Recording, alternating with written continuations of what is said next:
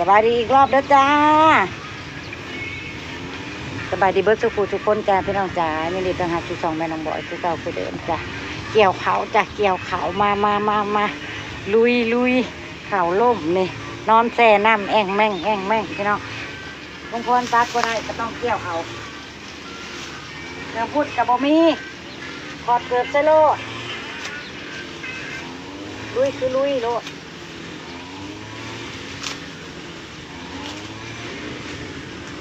เกี่ยวกับเกี่ยวปากแว่งพักก้อยยังกับผสมประกอบ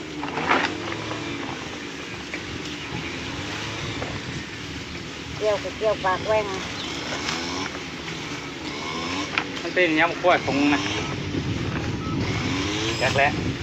เบิ่งว่าถ้ายังไม่ทันได้พอห้องเนี่ยผมจะเบิ้ลแล้วน้ำมันน่ะอ้าวเริ่มเป็นรถบีอัดขามันเที่ยงมันเนี่ยภาษาถูกว่าจะเครื่องใจร้ายเครื่องว่าจะเครื่องกลิ่นบ่แม่นน้ำมันเนี่ยบ่นั่นน่ะแล้วเบิ่งดี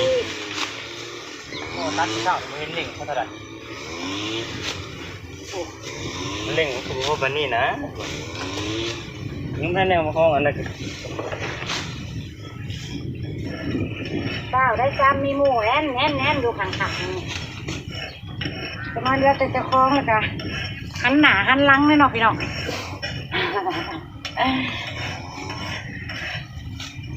โอ้ยเขาอยู่ในห้องมันเป็นแบบนี้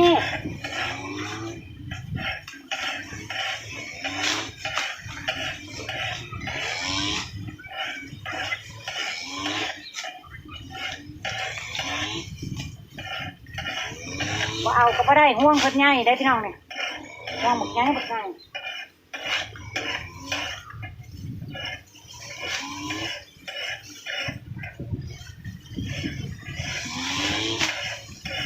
นั่นใบเลื่อยมันบกคมบ่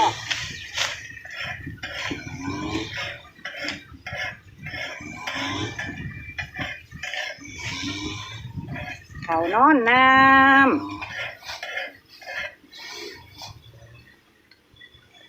ผ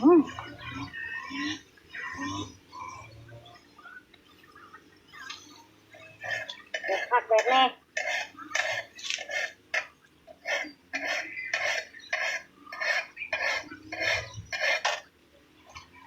ที่เริ่มต้นจากมองได้ก่อนแล้วนี่ก็ทับคือแต่งกันคักแต่พี่น้องกลัวน้องเอ้ยจืดเลยจ้ะเด้ขี้ตมก็เพราะขี้ตม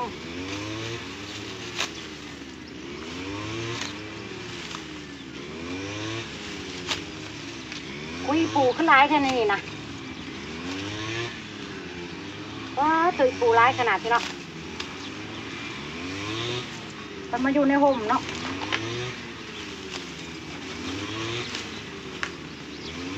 อยู่ในห่มไหมนี่แต่ห้อยปู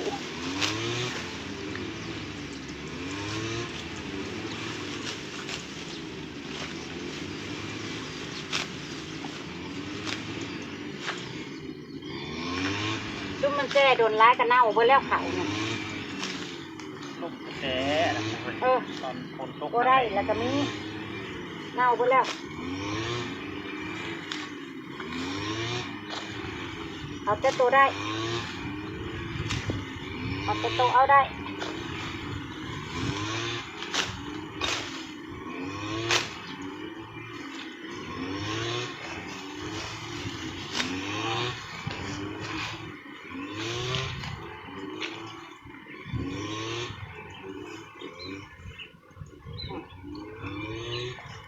มีห่วงอยู่ไหนพี่น้องเลยห่วงเปิดกระไงตัวสุกตะสะอยู่พี่ทิมกับโบเป็นคอยเล่มเอา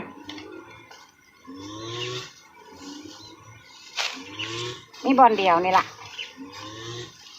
แล้วนี่ก็คือแล้วอยู่ดอกบ่มีดอกเกี่ยวกูดิโอ้ยุคโฮมตาลผู้หญิงบ่โฮมตาลอีกมองนึงเนาะลืม ม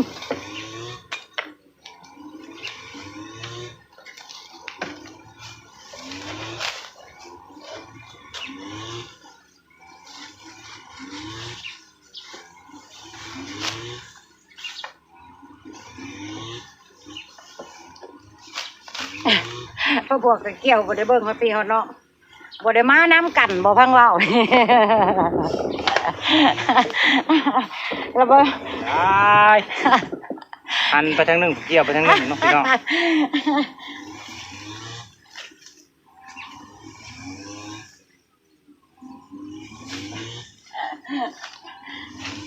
บ่ได้มาน้ำกันบ่พี่น้องพ่อบวกกันนี้ไปไว้ๆบอก บ่เนาะพี่น้องบ่ได้ไปนํกันเลยหันหลังไปกันหันข้างไปเลย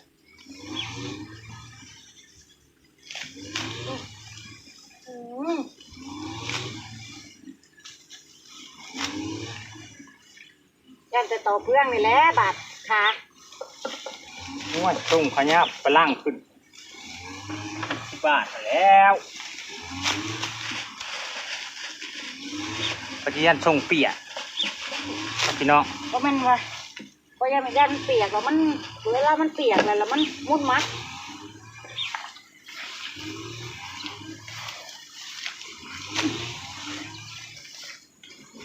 น่ะแน่น่ะเกี่ยวได้เลยก็มีแต่หมากเข่าจะได้พี่น้องเลย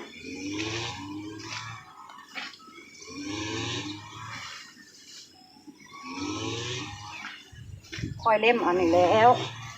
โอ้แต่ว่าเจ้าบัวซอยคอยเดี๋ยวบัวแล้วแท้ๆเอ้ย มัดเตอร์ฟังเลยพี่น้อง อีรีได้พี่น้องบัวบัวแล้วแท้ๆสองพอลูกลุยแล้วพี่น้องก็มีปลาปลาบัวแล้วปลาบัวแก้วขอล่มยังบัวแล้วเตือนางวิทย์กับพ่อโอ้ยังสุดป่าบัวได้พี่น้องนะปลาบัวนะ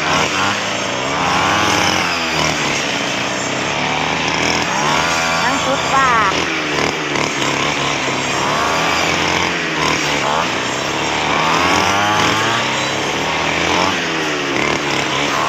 ได้ก็ยังว่าแล้วเก่าบ่นะน้องบิ๊กกับพ่อตัดมือนี่เด็ดมือจ้ะแต่มันบ่แดดแห้งมันพอทนไว้ก็อาจจะเครื่องของไปบุบจักแล้วสองพอลูกคน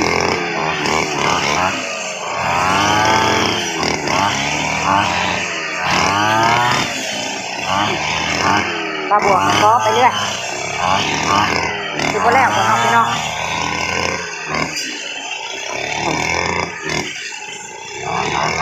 แดดฮ้อนแห้งแห้งมือนี่พี่น้องฮ้อนคักฮ้อนแน่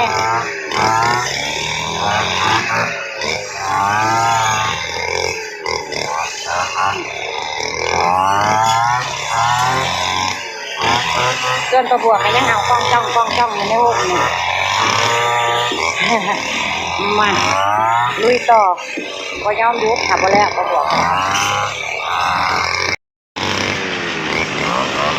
ประบวกกันที่เอาให้แล้วที่ทันเลยพี่น้อง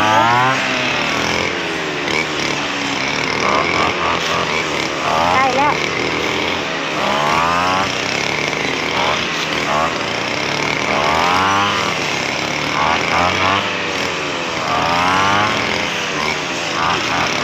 ลุยคือลุย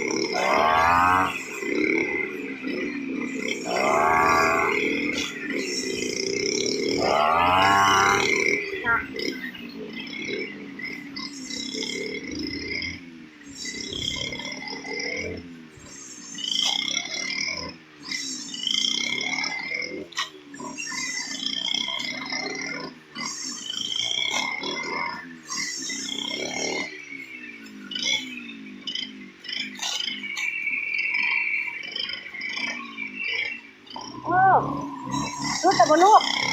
ครับ กินน้ำโอ้ยมันแดดมากกระดอกเลยเนาะกินน้ำถ้าโคมน้ำจะเป็นลมได้แดดนี่ร้อน เอาซ้าย ยอมหอยนึงเดี๋ยวลูกหอยนึงง่ายไหมนั่น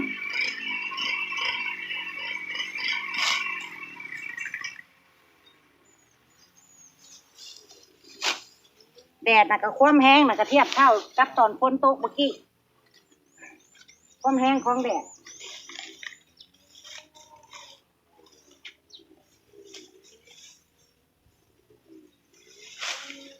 เดินหน้าไปกับโบเป็นจะสิเอามงได้เอาโลด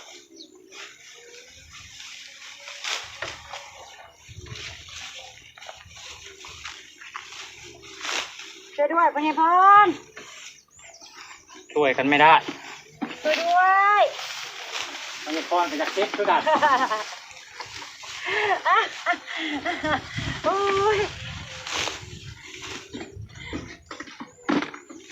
เป็นคำตอบลุงพรช่วยไม่ได้พญพรกับจากเซตคือกันนะครับ ไม่ได้ช่วยไม่ได้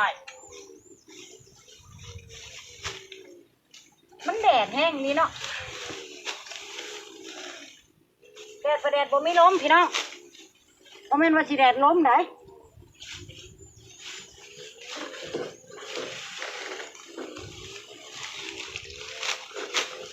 แดดมีทิ้งปิ้งอยู่ น้ำเย็นเป็นอะไรวะมันจะมากินก่อน เฮ้ยแดดก็มีลมมาเป่าหนาสักกะใครอยู่ แม่เขาจะเลยเฮ้ยแม่แย่แล้วแม่เขาจะแหละกันยาเนี่ยคิดเนี่ยเราคือเราลงน้ำมันจะมาขั้น ลูกชายกระจุ่มเลยเมื่อยน้ำเข่าแม่เด้ลูกชายว่าพี่น้อง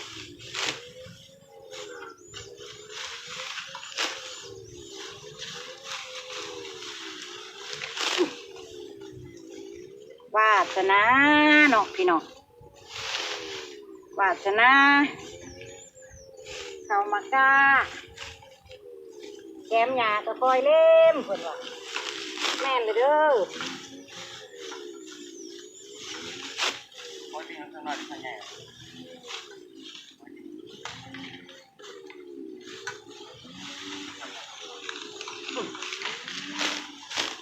น่ะ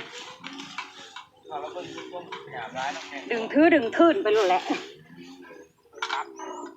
โอ้ยเอาอีกยกหนึ่งพี่น้องจังสิแล้วเอาอีกยกหนึ่งก่อนเด้อพักยกพี่น้องพักยกจังน้อยจังลุยไหมเนาะพักกินน้ำกินน้ำก่อนใจจะขาดพี่น้องเอ้ยพักเบรกซะก่อนแดดบ่มีลมสังเกตเบ้างใบไม้พี่น้องบ่ติงเลยแดดว่าแม่นอันเอาปลาซิวมาตากไว้ในซุกเลยแหละนี่นะโอ้ยสุดยอดตอนบ่ายๆไปกระคึ่มหายกระไข่แน่เนาะแต่เช้าหาเตียงแดดครับเพราะว่าตอนบ่ายกะสีแดดเปรียงๆนั่นนี่อีก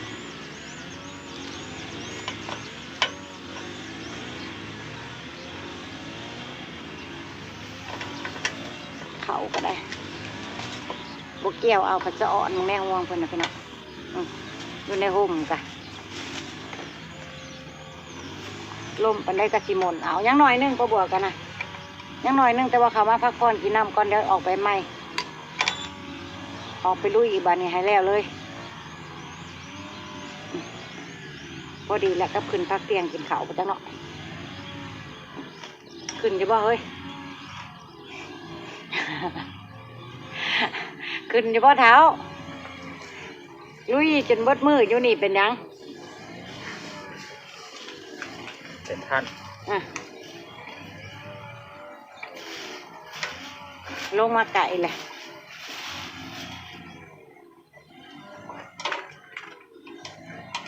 หน่วยละอำลาพาจากแล้วจ้ะพี่น้องพบบัวและลุงพรน้องบิ๊กในคลิปหน้าจ้ะพี่น้องตอนนี้พักเบรกกินน้ำก่อน จังหวะจังพากันสู่ใหม่ไปแล้วจ้า บายดีพี่น้อง